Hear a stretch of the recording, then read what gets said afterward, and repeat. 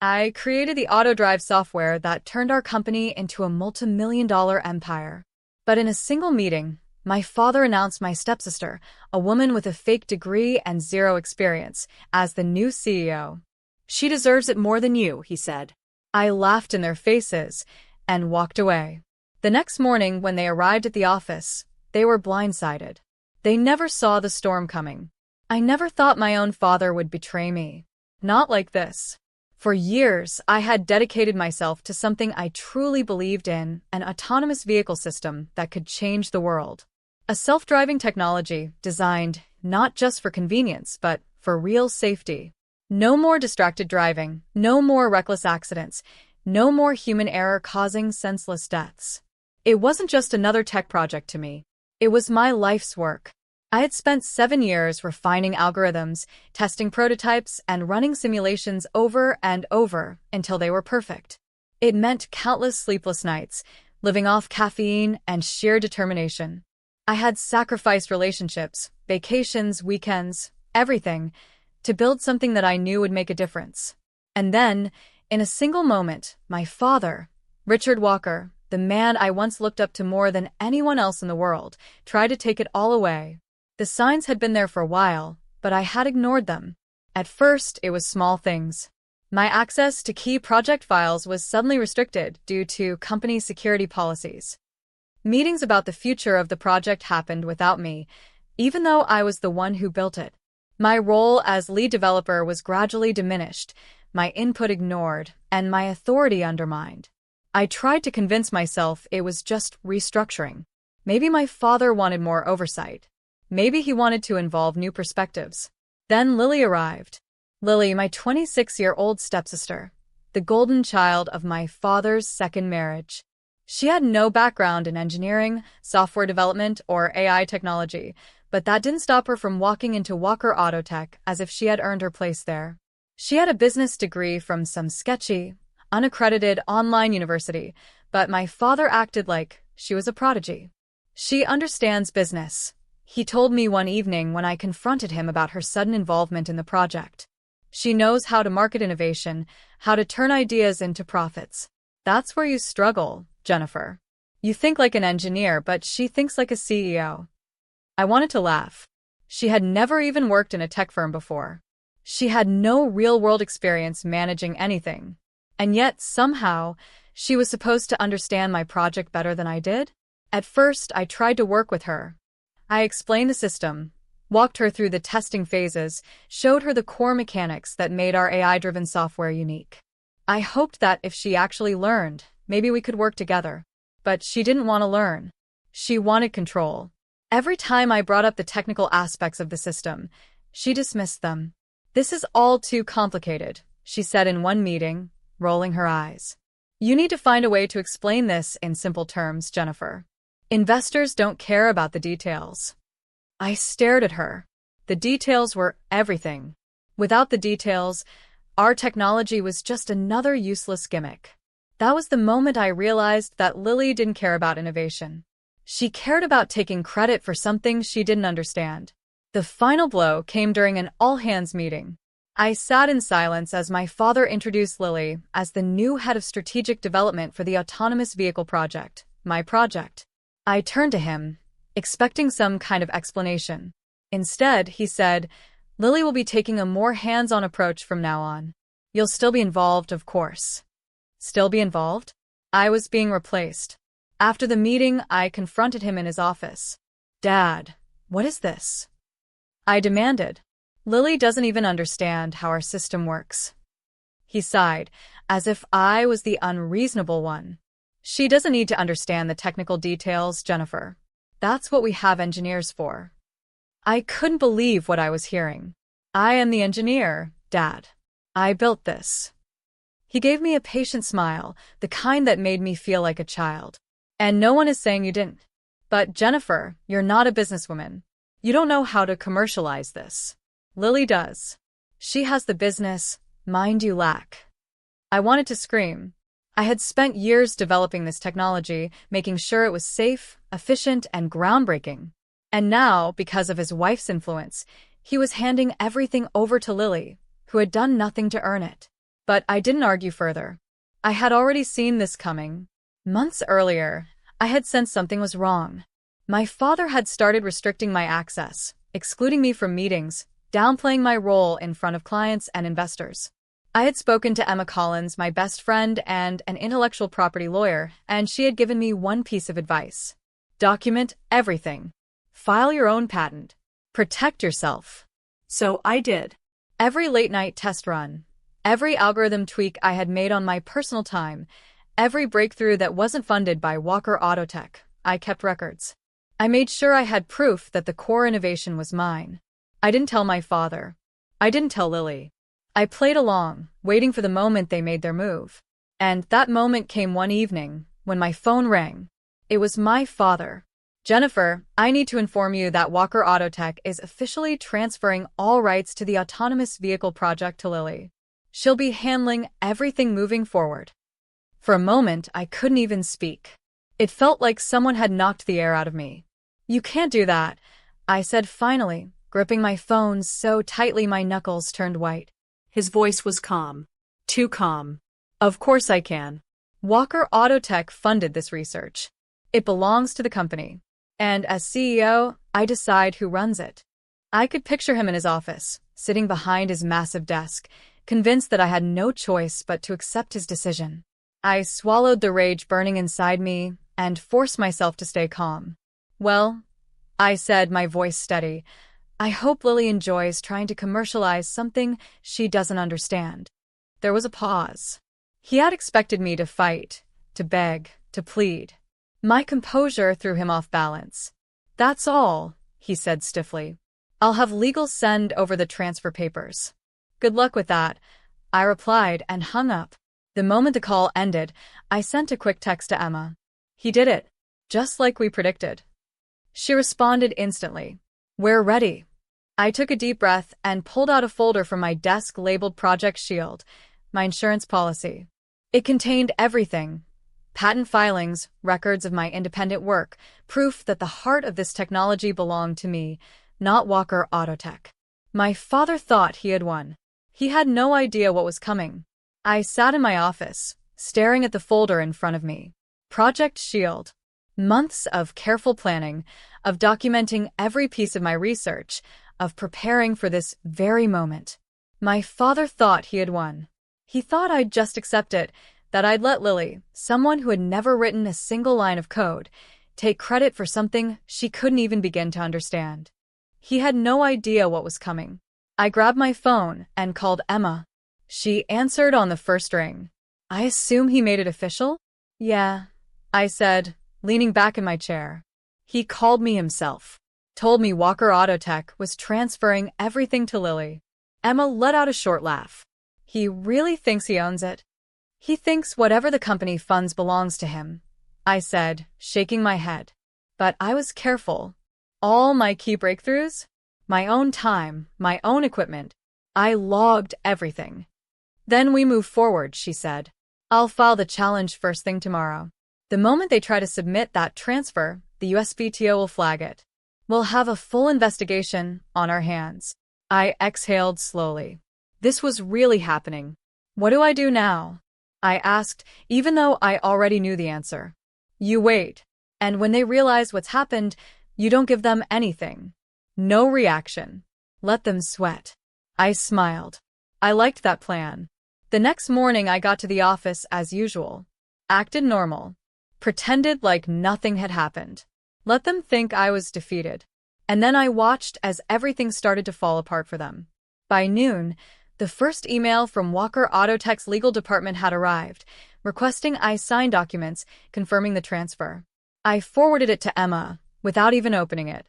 By 3 p.m., my father called me again. I let it go to voicemail. By 5 p.m., Emma sent me a text. It's flagged. The USPTO has officially opened an investigation. Now, we see how they react. I knew exactly how my father would react.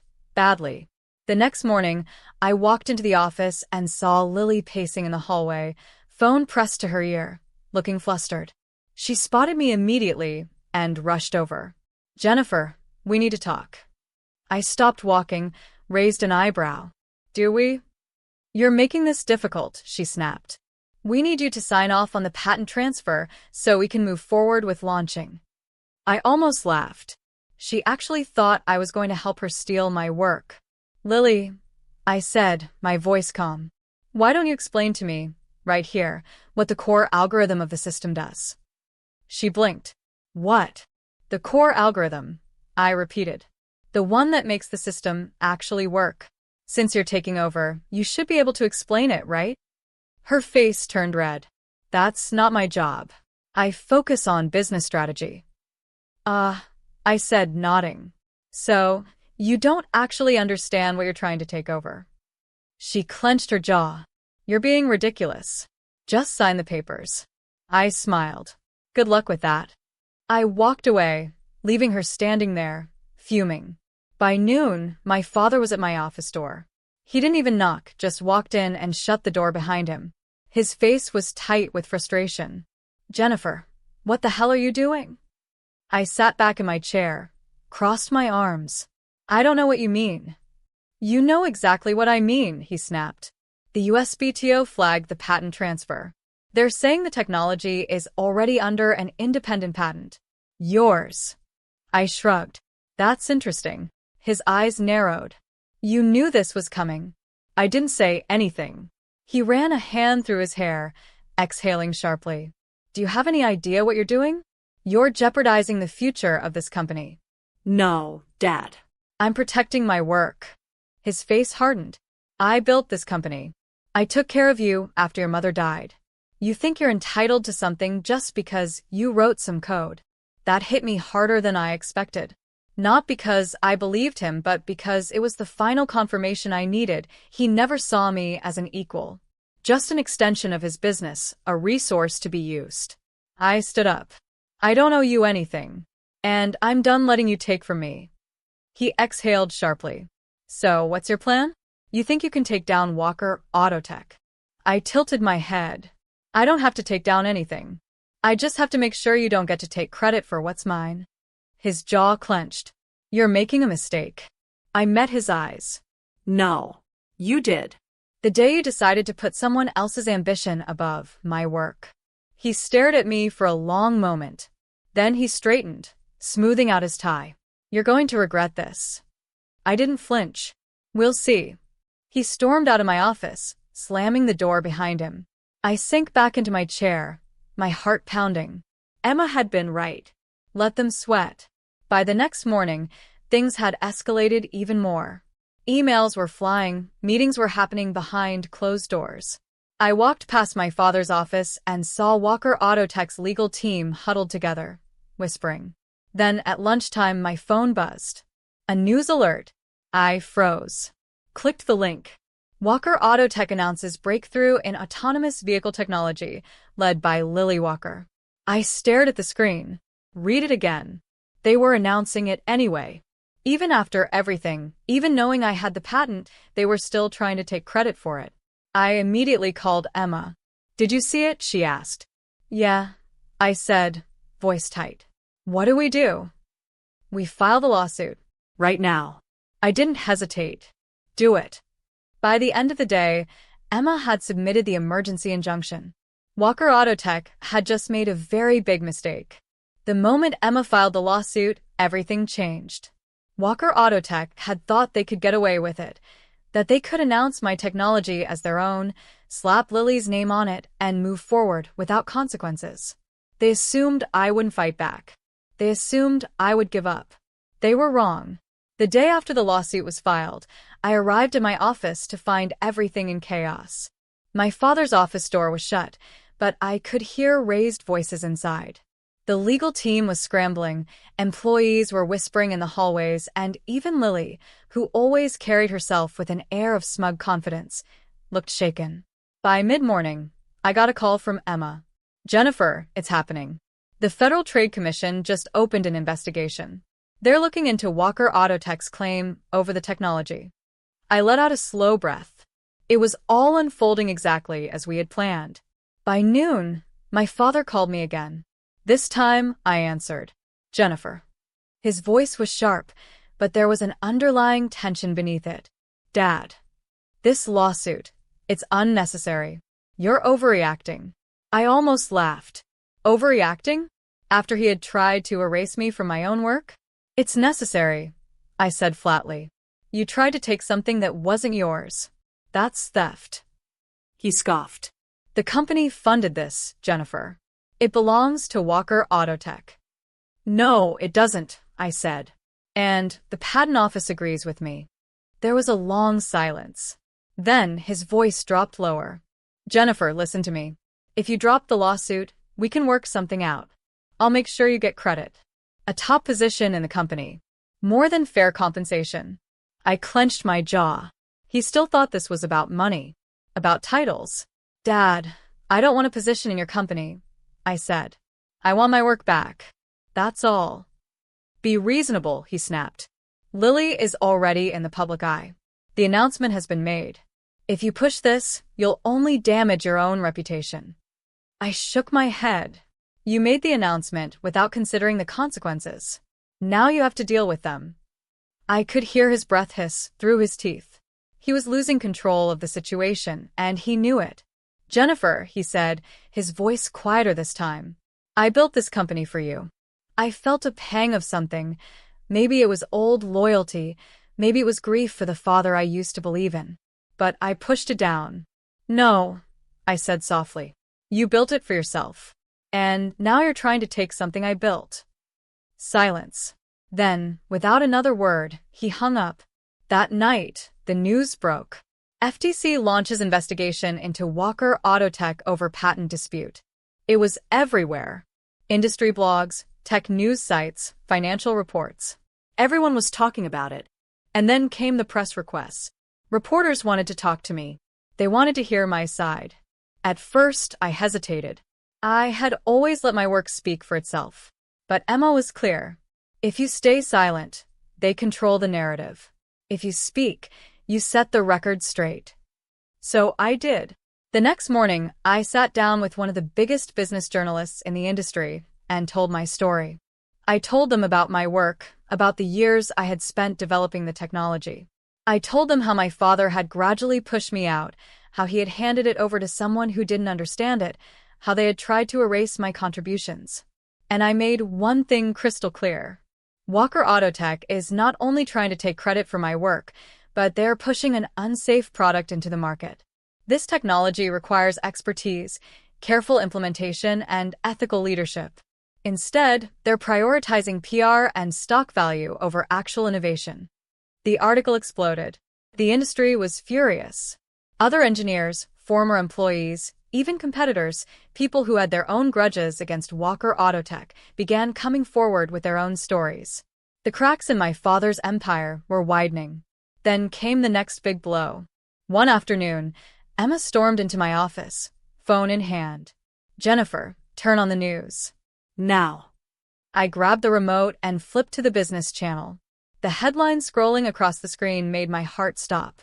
Walker Autotech under federal scrutiny for fraudulent safety testing. I turned to Emma, eyes wide. What? It's worse than we thought, she said, setting her phone down. The FTC investigation uncovered evidence that Walker Autotech has been faking safety reports, rushing testing phases to get the autonomous system to market faster. I sat down hard. I had suspected my father's company had been cutting corners, but this was criminal. Jennifer, Emma said slowly, this isn't just about you anymore. The government is involved now. If the safety reports were falsified, people's lives are at risk. I felt a wave of nausea roll over me. My father hadn't just tried to steal from me. He had put lives at risk just to beat the competition. That night, my father called again. I almost didn't pick up, but something in me needed to hear what he had to say. Jennifer, he said, his voice flat. Are you happy now? I exhaled slowly. No, Dad. I'm disgusted. There was a pause. They're coming after me, he admitted. The board is panicking. Investors are pulling out. They want me to step down. For the first time, I heard fear in his voice. Then step down, I said. Take responsibility. A bitter laugh. That's not how it works. Then you'll lose everything. Silence. Then his voice cracked. What do you want from me, Jennifer? Money? Control of the company? Just name it, and I'll make it happen. I stared at the wall, shaking my head. He still didn't get it. I don't want your company, Dad. I never did. Another long silence. Then, finally, I see. And then he hung up. The next morning, it was official. Richard Walker resigns as CEO of Walker Autotech. The company's stock crashed. Investors abandoned ship. Lily, now fully exposed as a fraud, disappeared from public view. And then came the offers. Major industry leaders, investors, they wanted to back me. They wanted to fund the future of my technology. I sat across from Daniel Parker, one of the biggest names in the autonomous vehicle industry, as he slid a contract across the table. $80 million, he said simply, to develop Walker Autonomous Systems the right way. Under your leadership. I ran my fingers over the paper, my mind racing. My father had tried to take everything from me. Instead, he had handed me my greatest opportunity. I picked up the pen. Let's build something better. Signing that contract was the moment I officially stepped out of my father's shadow. Walker Autotech had tried to erase me, but in the end, they had only made me stronger. I walked out of that meeting with $80 million in funding and the full backing of some of the most influential investors in the tech industry. Walker Autonomous Systems was real now, not just an idea, not just a fight for my stolen work, but a company of my own. I didn't waste time. The moment the funding was secured, I moved fast. I set up operations, hired engineers I trusted, brought back the best minds that my father had pushed out of Walker Autotech. I didn't just want to build my technology, I wanted to build it right. Meanwhile, Walker Autotech was burning. The safety fraud scandal had completely destroyed their credibility. Investigations were piling up, former employees were testifying against them, and the government was now involved. The lawsuits weren't just for me anymore, they were coming from investors, regulators, even the families of people who had unknowingly participated in Walker Autotech's rushed testing trials. Then one day, Lily called. I stared at her name on my phone for a long time before answering. Jennifer, I know you don't want to talk to me, but I don't know who else to call. Her voice was small, uncertain, not the arrogant Lily I had known before. What do you want? I asked, keeping my tone neutral. She hesitated. God, I messed up, okay? I let Mom push me into something I wasn't ready for. I thought I could handle it, I thought Dad would protect me, but her voice broke. Everyone's turning on me. The media, the board, even Mom. She's acting like she had nothing to do with any of this. Of course she was. Sophia had gotten exactly what she wanted, her daughter at the top, at least for a moment. But the second things fell apart, she must have abandoned Lily to clean up the mess herself. You did this to yourself, I said bluntly. You let them use you, and you let them steal from me. I know, she whispered. I know, but I want to fix it. I sighed, rubbing my temples. And how exactly do you plan to do that? There was a long silence. Then she said, I want to learn, really learn. I enrolled in an engineering program, a real one. That surprised me. Why? Because I don't want to just pretend anymore, she admitted. I want to actually understand the work I was trying to take credit for. I didn't know how to respond to that. She sighed. I just wanted you to know. I was quiet for a long moment. Then I said, if you're serious, then good. But don't expect me to forget what you did. I don't, she said softly. But I'll prove to you that I can be better. I didn't know if I believed her, but I also knew that she was the least of my concerns now. Walker Autotech was collapsing. My father had been forced to step down, and without him, the company was leaderless, desperate, and bleeding money. Then, one day, I got a message from someone I hadn't expected. My father. Can we meet? I almost ignored it. Almost. But some part of me, maybe out of curiosity, maybe out of closure, wanted to hear what he had to say. So I agreed. We met in a quiet cafe, far away from the chaos of the corporate world. He looked different, older, defeated, smaller. His usual confident presence was gone. He sat across from me, stirring his coffee in silence. Finally, he sighed. I lost everything, Jennifer. I didn't say anything. The company, the board is considering selling it off. I built it from the ground up, and now it's worthless. You did that to yourself, I said, not unkindly but firmly. You put profit over safety, over ethics. You let Mom manipulate you. You let Lily take something she wasn't prepared for. And you tried to erase me. He exhaled sharply, looking down. I know. That startled me. I hadn't expected him to admit it so easily. He looked back up at me, and for the first time in a long time, he looked tired. Not the powerful CEO, not the ruthless businessman. Just a man who had made too many mistakes. I was wrong, he said finally. About everything. I swallowed. Why are you telling me this? Because you deserve to hear it. Because I don't have anything left to lose. I stared at him for a long time. Part of me wanted to say something, wanted to tell him that maybe if he had realized this sooner, things could have been different. But it was too late now. I stood up, pulling my coat over my shoulders. Goodbye, Dad. He looked up at me, eyes sad. Goodbye, Jennifer. I walked out of that cafe and didn't look back. Over the next few months, Walker Auto Tech crumbled completely. Investors pulled out, lawsuits piled up, and eventually, the board had no choice but to sell off what was left of the company. The name Walker Auto Tech disappeared from the industry. But Walker Autonomous Systems? We thrived. The first prototypes of my self-driving technology hit the market under my leadership. We did it the right way. No shortcuts, no faked tests, no rushing to be competitors. Just real, solid engineering that was built to change the world. And it did. The industry recognized it. Governments wanted partnerships. Investors flooded in. And for the first time in a long time, I wasn't fighting to prove my worth. I had already won. One evening, after a long day at work, I received a package in the mail. No return address. Just my name on the front. I opened it to find a notebook. I froze. It was my mother's old engineering journal, the one she used when she first started in the industry. I flipped through the pages, running my fingers over her notes, her calculations. On the first page, in faded ink, was a message she had written long ago. To my Jennifer, who sees the world not just as it is, but as it could be. Never let anyone dim your light or steal your dreams. You are capable of more than they know.